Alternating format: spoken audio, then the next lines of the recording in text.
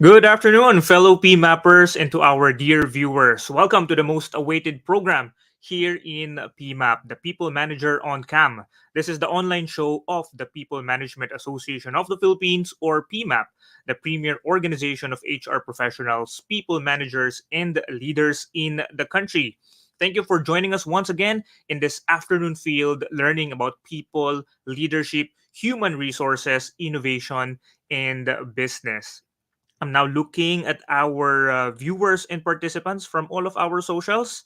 So I would like to first introduce myself. My name is Lawrence Ko, Head of Learning and People Development of Mondinis Incorporation, and I'm going to be your anchor host for today. I am so excited to be with you this Tuesday afternoon as we have an exciting episode lined up for you and for everyone. Perhaps I can start by saying that you might have noticed that the usual third Wednesday schedule for the show is changing this month, no, for November. We're actually airing on this Tuesday afternoon instead, but do remember that each episode is still dedicated to insightful discussions about people, human resources, and business. And this November episode is our seventh episode for this year, 2023, focusing on the theme culture and change. And today we'll have our two segments. If you are a regular of the show, you already know this. We're going to be starting with the segment must, and that's going to be followed by anticipate this. The must segment, for those of you who are first time watchers or viewers of the People Manager on Cam, the must segment provides us the opportunity to have meaningful conversations on what is vital and of critical importance in people in business, particularly on current issues that are non-negotiables in the workplace. Anticipate this, on the other hand, is a segment that focuses on innovations, inventions, breakthroughs, or even regenerative transformations that we must look forward to so that we are always up to date in supporting the people in our organizations, and of course, by extension, the business or the organizations that we are a part of. So I hope that you could join us and you can stay tuned until 2 p.m. today. That's only going to be 1 hour of learning across two segments. Also, as I've mentioned, feel free to connect with us by sharing your comments or questions in the comment section through PMAP's social accounts.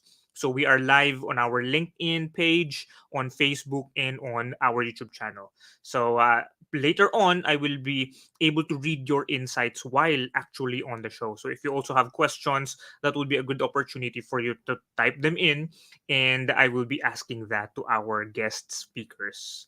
I hope that you are all excited. And at this point, I think we can now let the ball, we can now start rather, and get the ball rolling by going to our first segment of the day. This is going to be musts, where trends and happenings that you simply cannot miss are in the spotlight. And this month's essential topic is creating a culture of learning. And joining us to talk about cultivating a culture of learning is a colleague of mine, is one of the Philippine Society for Talent Development's board trustee and the training and consulting division director of the Profiles Group of Companies. I'm very excited to welcome to People Manager on Cam, Dr. Abigail Tongco. Good afternoon, Abby. Good afternoon, Lawrence. I'm also very excited to be here. Thank you. Great to hear. Great to hear. Thank you for guesting in our show today, Abby. No, and I know that our viewers are excited to hear your insights on our topic, creating a culture of learning. So perhaps I can kick off with our first question, Abby, so that we can maximize our time with the insights and learnings that you are, I'm pretty sure, are excited to also share. And this first question, Abby, is that knowing your experience, working with different organizations, public and private alike, like what have you observed as the common factors present in those that have excellent culture of learning? All right, Lawrence. So very exciting because we are talking about learning, which is very much crucial when we talk about agility among organizations.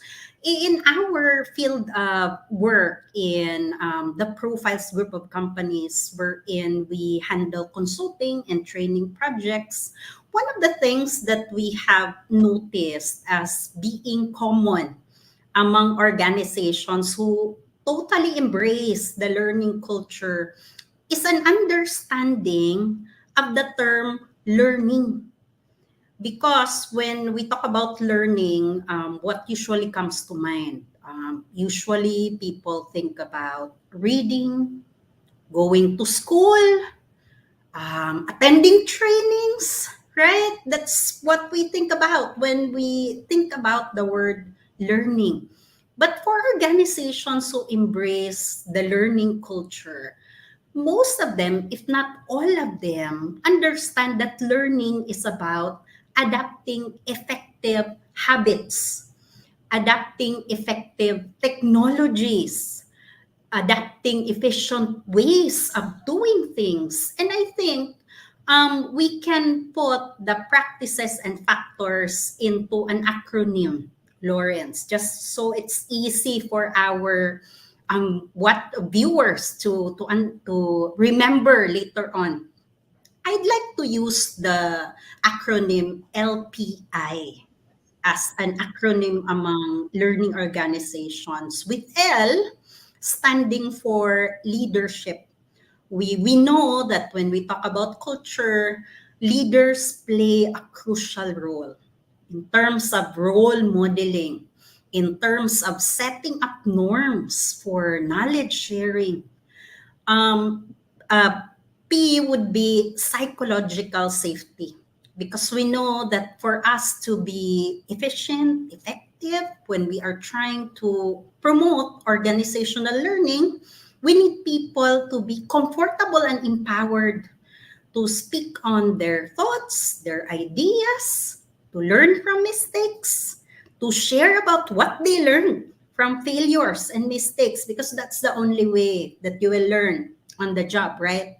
And then I for investing. Many organizations, they say we are a learning organization, we promote a learning culture, but few really invest on growth, on learning. So investing on a learning culture, on talent development is truly very crucial. So that's LPI, leadership, psychological safety, investing on a learning culture. Thank you for sharing those, Abby. No, the first thing that I really took note of was when you mentioned adapting effective habits and technologies. No, Right, and I right. think that is something that is not necessarily conscious. No, when it comes to like people managers or even talent developers specifically. No, that we talk about skills. No, we talk about competencies. We talk about culture, but talking about habits, no, it's not Mhm. necessarily something that is top of mind. No? Hindi natin Right, nasasabi na kailangan nating i-develop muna itong mga habits na to, no? So right. that we'll be able to create this particular culture that we want, which is the culture of learning. No? So True, very, true. very interesting insights. And of course, syempre, hindi I will not miss no the acronym that you shared. LPI, leadership, psychological Psychological safety, safety and and investment. investing investment. This is actually the first time that I've heard itong particular acronym na to. So thank you for sharing. I know that our viewers have taken down notes, and they will definitely go back to their respective organizations, no, and try to assess, no, do they have leadership, do they have psychological safety, or do they have investing. Uh, Perhaps very quickly before we go to the next set of questions, Abby, no, you mentioned about psychological safety, and I know that for some people managers and HR practitioners, this is a relatively new concept, no? Siguro parang barely a decade old. Would you be able to define it more for our listeners? Sure, Lawrence. Psychological safety, basically, that's when we establish systems, norms, and practices wherein people feel safe. So that's the root word, right? That's the main point, no? When people feel safe and when you are able to develop trust among your talents, so it makes them empowered, it makes them confident to share about their concerns, to share about their ideas. Sometimes in a very rigid organization wherein structures, roles, position levels are so intimidating. So talents would find it difficult to ask questions. And that's one way wherein the learning is hindered, right? Mhm. In a lot of organizations, people are afraid when they commit mistakes. And again, that limits ability to learn from mistakes. So it does not recur again. So basically, when we talk about psychological safety, it's about implementing practices to make people feel safe, to make mistakes, and to speak up. In fact, it's one of the important ways wherein you can promote well-being among Mhm. organizations. It's one of the important factors wherein you can encourage employees to be engaged, to feel that they really belong, that their values, their opinions matter, and that they are accepted. Kasi di ba, Lawrence, one of the buzzwords now is about Mhm. diversity, inclusivity. Mhm. So through psychological safety, we allow our talents to be who they are because they bring with them skills, talents, potentials, and we help them discover those talents and make the Mhm. most of what they can do. So Mhm. magandang concept, Lawrence, right? That's right. That's right. Thank you for expounding, Abby. No, because as you've mentioned, there are a lot of buzzwords. No, especially like during the pandemic. No, there's a lot of shifting of mindsets. No, so it's good that you were able to expound that. No, especially for our viewers. Now, perhaps Abby, now that you were able to mention LPI, no, leadership, psychological safety, and investment, and knowing your and profiles expertise in this particular space. No, learning, training, no, culture, would you be able to share like some concrete steps that our viewers can apply in their respective organizations to jumpstart what we are calling this culture of learning? Right. Wonderful, Lawrence. So we jump right into implementation, right? Mhm. Kasi di ba, learning is just, it's not just listening to opinions, ideas, and framework. Most importantly, it's about applying what you obtained as a knowledge. So basically, dear people managers, everyone who's viewing or watching this particular show, very quite simply, I would always suggest mapping your employees' life journey, right? We need to be able to review our recruitment processes. For example, one of the things that we should use as a criteria when we are trying to recruit, select, and acquire talent, when we are trying to attract talent, it's very important that we always look for people who are eager to learn, who are trainable, who has learning agility, right? Because those are factors now that you need in order to thrive in your industry. When they come in, syempre onboarding, Lawrence, right? When we orient them, when we encourage them to integrate with the learning culture, our onboarding program should also align with the values that we are promoting up until our performance management practices, the kind of behaviors, the kind of practices that we reward, we recognize, it should also align with the learning culture. In fact, when we are trying to promote someone in our succession planning programs, in our career management program, importante nakikita nila that those Mhm. who promote the learning culture, those who are embracing learning, are those who are promoted or those who go up the ladder. So these are ways that we can begin no to already promote the learning culture. Babalikan mo yung employee journey. What are the things that we can now do as people managers to set up systems by which we attract, select, retain, develop, and engage our employees. So there, Lawrence, no? Marami silang gagawin, Lawrence, and I'm Oo even nga. excited for them. So that's basically the whole system, but it's really good that you were able to mention that it starts with screening the right people, True, right? getting the people onboarded, knowing that they already have the culture, they can exhibit the culture that we want to perpetuate in the Right, organization. And right. Kasi ultimately, Mhm. di ba Lawrence, we always say, you cannot correct a wrong hire with training. Di ba? Definitely, that's right. That's right. 6 hours or 6 months training and onboarding if it's the wrong hire. My gosh. Right, Lawrence? I don't That's have right. to be That's right. found. Right? Mhm. That's why Right. it's very critical from the very beginning, no, and that there should be alignment between people managers, no, and the different facets of HR. Mhm. That's right. Mm-mm. That's right. And then, of course, also have noted here, that at the tail end, you were also able to mention that we should be rewarding, those who champion the learning culture, by True. promoting them. So again, there could be a cycle, and then people would see it, people would feel it, and I think that is the very definition of culture, what can be Right. felt, what can be heard, what can be seen. Mhm. Mm-hmm. Great, Right. great. Thank you.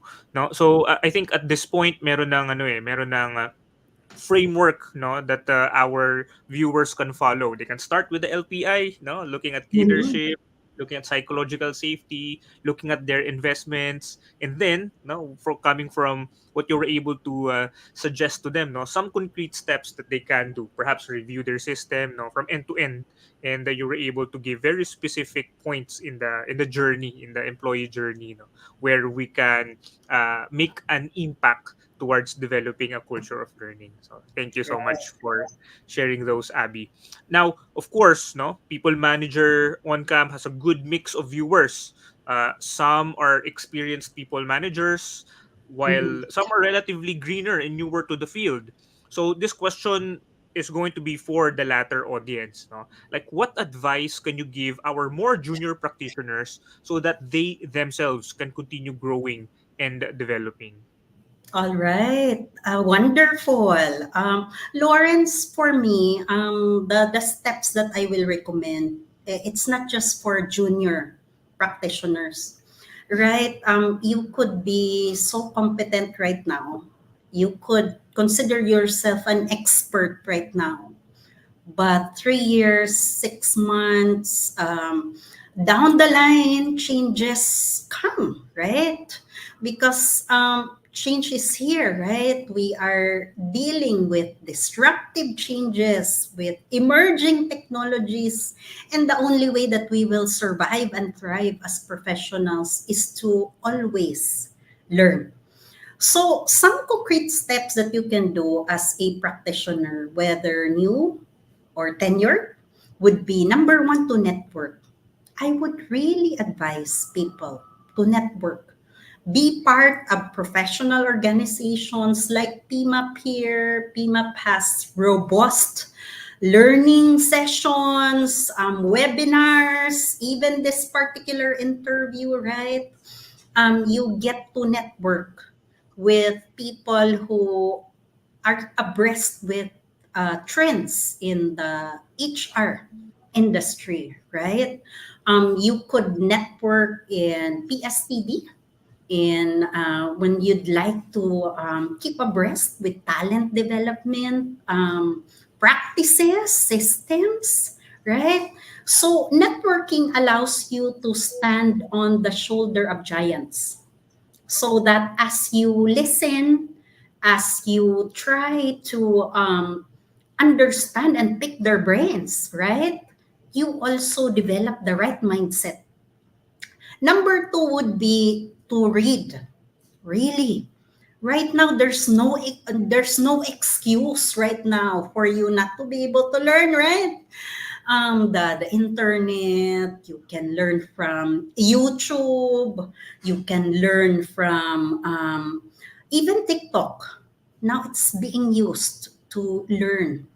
So there are a lot of resources out there.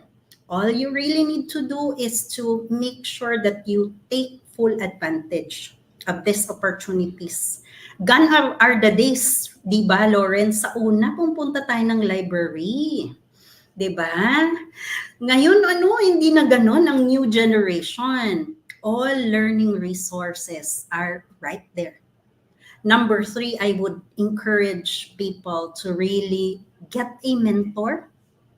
A mentor allows you to learn quicker so that you don't make mistakes that are difficult to correct, right? It's very important for you to get a mentor who will help you to develop the right mindset, develop the right practices, develop the right habits. Babalikan natin ang habits because with discipline, you can do a lot. You can develop faster. And Mhm. of course, going through a lot of coaching. Yan. So coaching also allows you to develop your competency in ways that are much more efficient. So there, Lawrence, network, read, undergo mentoring and coaching. So there, Mhm. Lawrence. Great. Thank you for sharing and for highlighting no na this particular advice that you have would not only apply to relatively newer na Right. HR practitioners Mhm. natin but Mhm. that's the beauty of the growth mindset as you've mentioned Mhm. no regardless kung gaano katagal na tayo doing the roles that we have in the organization, there's still definitely room for improvement no? Right. Lawrence, in fact, nakakatuwa nga because I learn a lot from my Gen Z Mhm. colleagues. Dami nilang alam. Dami nilang hacks. Mas madali silang makakuha ng news, Mhm. trends, and technologies, right? Mhm. So, even us, no? Ay, bata pa pala tayo, Lawrence, right? So That's right, even that's those who right. are tenured, they can still learn from new Mhm, practitioners. There's a lot of avenues to learn. mhm, mhm. That's right, no, and I can definitely that definitely resounds sa akin din when it comes to like interacting with colleagues that are from the Gen Zs, no? Talagang Right. they're very quick to adapt and they're very quick to share what they've learned, no? So the Agree. agility parang is innate, no? It's very natural to them. Mm-mm. Definitely, definitely. Now, I'll go back to what you mentioned, no? The three items or the three things that people managers, HR professionals can start doing. Now, networking, reading, and mentoring, no? The reading part, of course, very saludo kami for researchers like you, no? I know that, of course, like leading yung mga mentoring summits natin in PSTD, and then at the Mhm. same time, no, like emulating being that role model, as you've mentioned, no? Being a researcher yourself is definitely something that other people managers can also do, no? If they can, as you've mentioned, if they themselves can position, no, them being a leader is also a learner, no? That definitely is something that could help the whole organization develop and cultivate that culture of learning. Right. Now, mhm, I would want to zoom in very quickly on the third one. No, when you mentioned about mentoring, no, like I'm pretty sure some of the viewers that we have here, and again, I'll keep going back to those relatively newer in the profession, kasi they are one of our biggest, no, when it comes to demographics of our viewers. Madami sila, no. What could be a concrete advice that you can provide to them so that they can find the right mentor for their career development? All right. Alam mo, napaka-timing nung question mo, Lawrence. Because by November 23, take note po yung mga interested, November 23, 1 to 5 p.m. In the PSTD, Philippine Society for Talent Development, we will be having a mentoring summit. So it's entitled Ready, Set, Mentor, Mentorship with Filipino Talent Development Landscape. So in this summit, we have a lot of seasoned mentors whom you can connect with, you can learn from, those who can help you find the right mentor, elevate your learning journey. So that's one thing that they can do na concrete steps talaga, Lawrence. Again, that's November 23, 1 to 5 p.m. So there. Thank you. No, so definitely that can be something that they can mark on their calendars, and I'll probe a bit deeper. No, for a more something that they can do inside their organizations. No, if I'm a Okay. new HR practitioner, for example, meron pa bang others aside from, of course, connecting in the industry, no, within the Mhm. organization? Meron din ba akong pwedeng gawin? Okay, within the organization and even outside the organization, kasi Lawrence, I'm thinking about the context of you have to be careful about the kind of mentor that you choose. Sometimes as you would like to grow, as you would like to be progressive, especially as an HR practitioner, mahalaga ang values, right? Mhm. And some people or some bosses might not have the kind of values Mhm. that you would like to embrace, right? So I would say that as you are looking at the horizon of potential mentors, you will have to first reflect within yourself. Ano ba ang moral compass ko? What is non-negotiable for me as an HR practitioner? And from there, once you are firm about what is important for you as an HR practitioner, you can use that blueprint to choose or to look for your mentor. So what I'm saying is, the mentor does not have to be your boss. Kasi minsan, di ba Lawrence, yung tendency natin is that we go to our boss, sabihin natin, boss, pwede ba magpa-mentor? Mhm. Good for you if your boss is the right mentor, right? Or if your boss has the time for you, right? Or if the culture allows for it in the organization. If yes, then go, di ba? If not, there are other practitioners out there. I promise you, there are a lot of practitioners out there who are excited to mentor. So you can be a mentee in order to get that particular opportunity. Now, if ikaw naman ay isang HR, let's say you're an HR manager, you'd like to set up a mentoring program within your organization. First and foremost, you need to be able to train your leaders when it comes to mentoring. Kasi yung iba akala nila, pag nag instruct na sila, mentoring na yun. Mhm. Not right, di ba? Or pag nag-give na sila ng feedback for them, that's already mentoring. Again, that's a different thing. Iba ang mentoring. So it's a skill set, it's a mindset, and it's a heart set. So Ah, kailangan talaga ng mhm. training when it comes to mentoring and selecting the right mentors. So Mhm. yan, Great, yan, Lord. great. Heart set. Ganda pakinggan ng heart set. Thank you for mentioning that, Abby. All Mhm. right.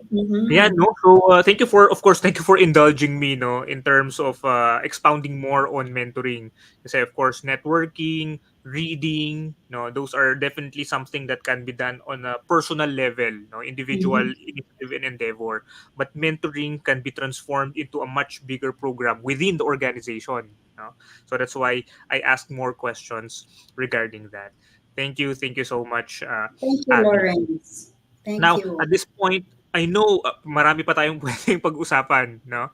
But unfortunately, 30 minutes, I think it flew by. Ang dami ko pang pwedeng itanong for you on the topic of developing a culture of learning. But I think at this point, I can start recapping, no, what we were able to get from you in terms of like insights, no. The first one is that we really appreciated that you started off by sharing LPI, the acronym LPI: leadership, psychological safety, and investment. And these could be factors that our viewers, that our listeners can start reviewing. Now go back to your respective teams, to your leaders, and ask, how are you doing? How are we faring? No, in terms of having our leaders cultivate a culture of learning, do we have psychological safety? Are we putting the right investments for that? No, and then on the second question, on the concrete steps, you mentioned we need to be there at every step, at every level, now from the very beginning where we screen the right people up until the end, no, where we reward champions of the learning culture so that it can perpetuate, no, and we can definitely develop that particular culture. And of course, the very last one that we were able to discuss, if you are a human resource practitioner, some of the things that you can do is to network, to read, and to mentor. Very valuable. Thank you so much again for your time this afternoon, Thank Abby. you. Thank you, Lawrence. Thank you, dear viewers of PIMA. Great, great. So once again, ladies and gentlemen, a big thank you to Dr. Abigail Tongco for sharing such valuable knowledge with us and our viewers. Abby, we're looking forward to having you in our other programs in PMAP, and thank you once again. There, I think we've had a very information filled first segment. So, what I would want to do is to invite our participants, our viewers rather, to go into the comment section of our LinkedIn social pages, our Facebook, and our YouTube page. If you have any questions or if you have any insights, comments to share, just put it in the comments and I will be reading them so that our speaker guests can respond to you, perhaps on those other channels or directly. Okay, at this point, we are now going to be moving to our next segment, which is, as I've mentioned, anticipate this. This is where we talk about innovation, ideas, or breakthroughs that we need to look forward to in the space of people management. And for this month's Anticipate This segment, we're going to be talking about developing change agents. And to shed light on this subject matter, we invited the past executive director of the Meralco Power Academy, the vice president of the OD Practitioners Network of the Philippines. So we're seeing that we have PIMA perspective, PSTD perspective, and now ODPN perspective. And I think what's more interesting for me personally is that she is also one of our past editors, the editor in chief of the People Manager magazine. She is also the principal partner of the Center for Innovation, Change, and Productivity. Let us all welcome to the stage Miss VIvien Arnobit. Good afternoon, VIvien. Hi, good afternoon, Lawrence. And good There. afternoon to everyone. Great, great. We're really honored to have you on the show, knowing that you led the magazine a couple of years ago. No? And as you know, this is we are a spin-off of the People Manager magazine. The People Manager OnCam aims to get a wider reach, no, and provide more insights for our viewers and for our listeners. Mhm. Yes, So, um, mhm. actually transitioning from People Manager, the hard copy, to People Manager, the e-copy, okay, was in itself a change journey. So it's Mhm. also good to acknowledge that change is happening all around us and in all our organizations and even in our personal life. Okay. And that's a really good introduction to our topic for the afternoon, which is change. So, Yes. so I think, so I think I can start, Vivian, by asking this first question. No, now that you were able to mention about change and how change, how we were able to see change, now very specifically into this particular program of PMAP, knowing that change is the only constant, no, not only in life but especially in the workplace, what do you think would be factors, no, what factors do organizations need to have so that they can be agile and adaptive to change? Okay. First of all, am I coming in clear? Yes, yes, very clear. Yeah, because I hear an echo from my end. Okay. But no problem on the audio. Okay. All right. So, first of all, what are the factors that an agile and adaptive organization should have? But before I go into the factors, but very, very important to emphasize is the nature of change itself. The organization should understand is not just a destination, but a journey. Of course, that's, I think, the biggest cliche about you can say about change. Talagang it's a journey of many steps, of many phases. And that change starts at the, if you don't have executive sponsorship or championship, change will not happen. So for organizations to be agile, meaning they're able to shift, they're able to change themselves, be faster than a million, okay, so that they can be successful in the new environment that they choose to be in, even forced to be in. No? Sometimes it's not a choice. You just have to go with the flow initially and then find ways to thrive so that you can be successful in the new environment. So we need to understand the dynamics of change and that it's something that doesn't happen overnight. It's something that requires for a whole group of people to implement, whether it's shorter change or the transformation that we all want to happen in our organizations. There's always a team that's involved, composed of change agents can change targets. And the agility, we have to be fast, otherwise it will be a say. Nowadays, people are just, they talk about being relevant, they talk about being effective. All of those things are a product of change. You don't become more relevant, you don't become more effective, you don't give better service to customers, better service to employees in HR. There is no change involved at all. There is always change that needs to happen. Okay. So factors like the API, Abby, okay, the first factor is leadership because change starts at the top. You need leaders that will be very comfortable with change. Leaders that will rock the boat, leaders that challenge people and stretch the organization, leaders that excite people behind a vision of a bigger future. Diba? That's the vision, that's the vision of change. It should always be a better future for the company, organization, for customers, for all our stakeholders. Because if change is not exciting, then why go? Diba? Why, if it's not the future that we all Mhm. desire? Okay, and we also need leaders that will put in place a program or a mechanism or a structure to support the change. Whether it's putting your body where your mouth is, right? Putting in the necessary resources for change to happen, putting it the right people, and as I also said, creating that safe environment for change to happen. Making sure that people who try to change can fail safely, can recover, can be trained in the new behaviors, in the new ideas and thoughts. Okay? We also need leaders that can model the change.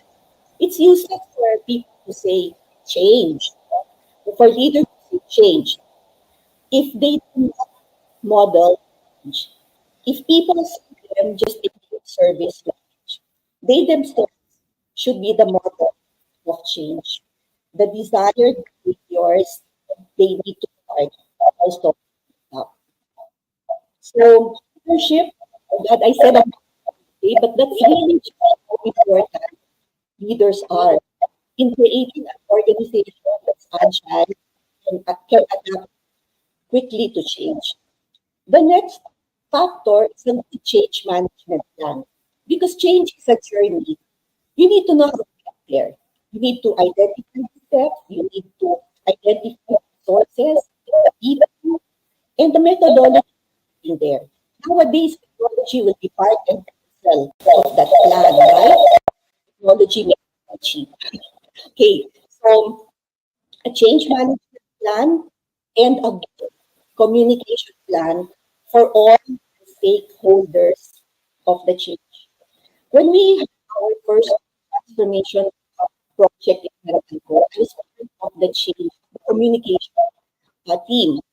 And lessons I learned there was you you need to communicate constantly. You have to communicate early. You have to communicate all the change stakeholders.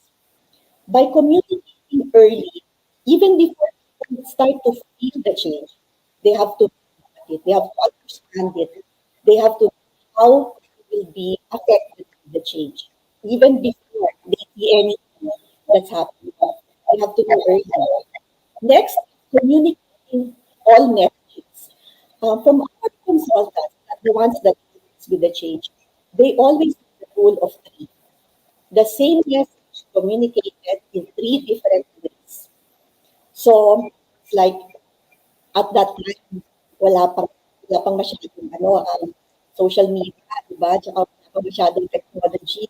So, we were limited to posters for our customers, to magazines, to comics, okay, the broadsheets, internal conference, no, would be town halls, orientations, training, okay, mga barangay fixes, also for customers, okay, homeowners association, talagang communication was so tight because you had to be all over that place.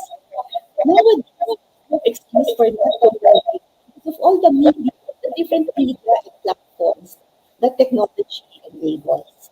So that's a good communication plan inside a good change management plan. And the third would be a sustaining mechanism. Okay? Hindi porke tapos na yung phases of the change and we have been successful and we can lie back and just enjoy the fruits of our labor. Kailangan may mga sustaining mechanism. And here, very, very important is celebrating success. Now, especially for long-term change efforts, we need to celebrate milestones, recognize people that have been instrumental in making the change happen. Model or recognizing people model the new behavior. Okay, supporting system that will continue the change, continue people, will continue with people engaged. Hindi dapat engaged just because tapos na yung last milestone. Because we want to embed these changes in the DNA of your organization. So that's a very good answer to your question. Actually, if you read about it, dami-dami factors, di ba? For enabling an organization to be agile, to be adaptive. But these are the three things, based on my experience and my personal. Without these things, change will be, hindi naman change will fail, but change will be more difficult than Mhm. necessary. Great. Thank you for sharing all of this, Vivian. No, and I think we were able to get a very quick and concise masterclass in terms of like managing change and looking at it from a cultural perspective. No, and I'll try my best to summarize them. But I would want to mention that there are some parts wherein there were, as you've mentioned, no, some echoes that we were Mhm. able to hear from your end. So Yeah, hopefully that gets sorted. I don't know if there's a need for you to like switch perhaps to an earphone so that we do okay. not get Let me try that. Sige. Thank you, no? And while you're doing that, let me again do a quick recap of the masterclass, no? 10-minute masterclass on change. So, three things, and I think this is something that this is something that our viewers, no, can again already review if they are currently in the process of managing change. The first that you were able to mention is executive sponsorship, no? And this is really something that some perhaps, no, some are not taking into heart that they need to get the leaders, not executive leaders, onboarded in what they are trying to implement in terms of change, no? So again, very important, and something that is a good refresher, no, for us people managers. The second one, and I think this becomes a bit more technical, is having a change management plan, no, specifically how you will be communicating early and constantly, no? So I think this is a skill that people managers, human resources practitioners need to develop, especially in this age wherein change can really be disruptive to organizations. And then the third one, you were also able to share with us that there is a need to have sustaining mechanism. No, and I think that I can also allude to what Abby was able to mention earlier. No, that it should be cyclical. No, the sustaining mechanism should be celebrating successes in recognizing people who model change behaviors, so that they can also be rewarded, no, incentivized to continue, no, being a change agent. No, so again, thank you so much for sharing those, Vivian. So perhaps the next logical question is that, knowing these factors now, like what potential steps then could people managers, or HR professionals in general start doing so that their organization can be more prepared to tackle change? Yeah, okay. So in the same, is the sound better? Yes, yes, way better now. Okay. So HR should help the organization know and understand the change. That's their, I think, biggest responsibility. So HR should, first of all, understand what's going on, di ba? And they should be able to define it for all the employees and all the stakeholders of the change. Because the change would mean different things to different people. Because different people will play different roles in the change. So that's how they help. That's how we help.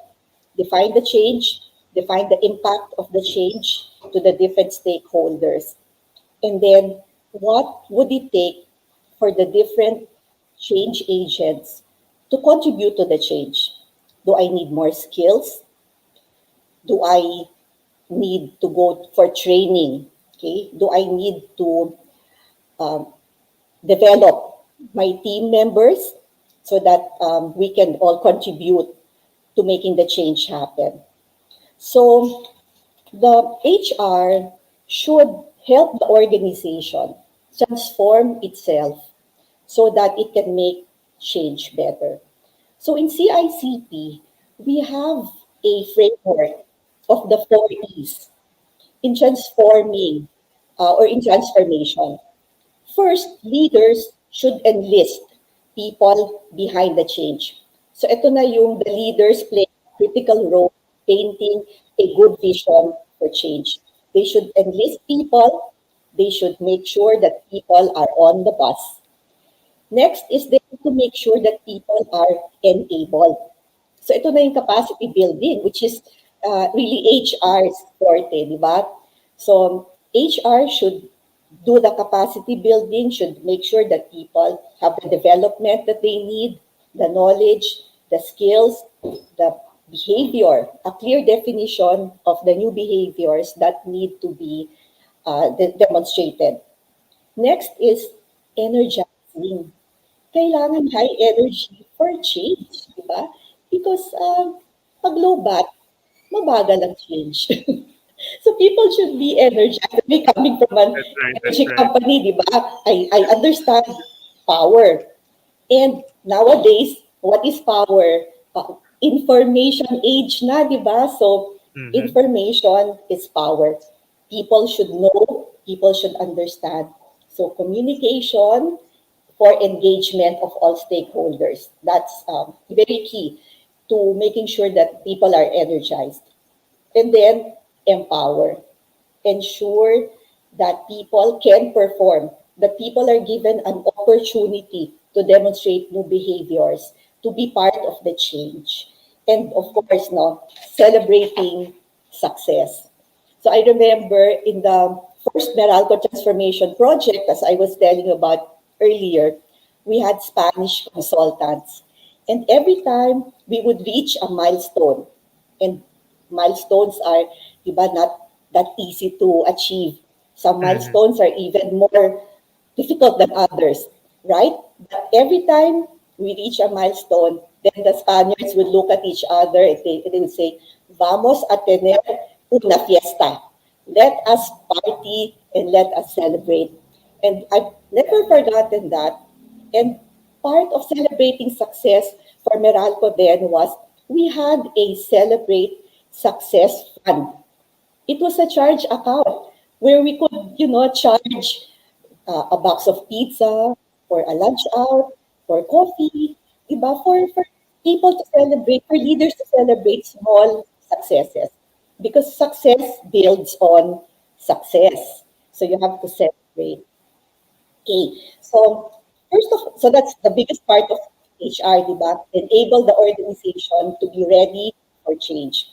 The next one is, as Abby pointed out, is creating that psychological safety environment so that change can happen, where people can try out things, where innovation is really supported.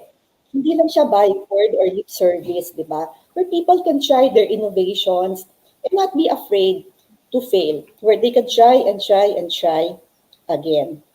And also, the environment that will help leaders in managing their own stress. So yung wellness programs, that's very important also, and that's also very HR. And lastly, di ba, HR is always branded as a late adapter. So dapat tayo mismo should be comfortable with change. Mhm. It's useless for us to say na, for example, because everybody wants to be digital now, di ba? Everyone has a digital transformation journey nowadays. It's useless to say we support that, we will enable that. If HR itself is not using some of the technology or its own technology in providing that support and that empowerment to people. So we should also be comfortable with change. Mhm. Thank you for sharing all of this, Vivian, no? And parang I feel that I should be paying for this information.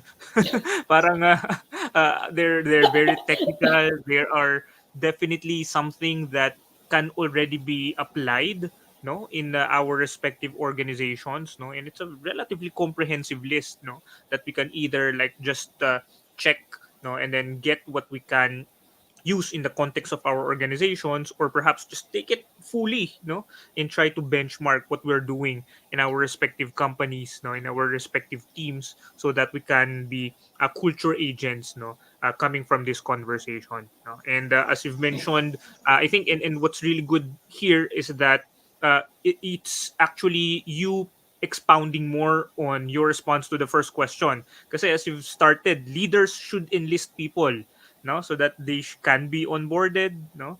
And of course, we really appreciate, ako personally appreciated that you also zoomed in the context of the HR professionals and our roles in capacity building and in energizing the organization, no? So thank you for sharing about those.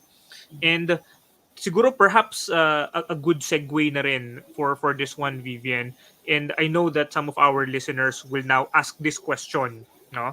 Because as professionals, new or experienced alike, the next question that I think is logical is that how can we then, as HR professionals, no, as people managers, make ourselves proactive change agents? So, would you have any tips in terms of like mindsets or skills that one should develop? Well, mindset, yes. Pero I'm learning from Abby when she said heart set. Ang ganda, Mm-hmm. no? Because when you really think about it, mindset is thoughts and ideas and perspectives. Pero you cannot have those thoughts and perspectives without it affecting your heart.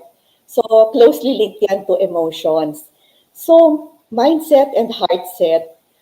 Um, First of all, mindset, understanding the dynamics of change.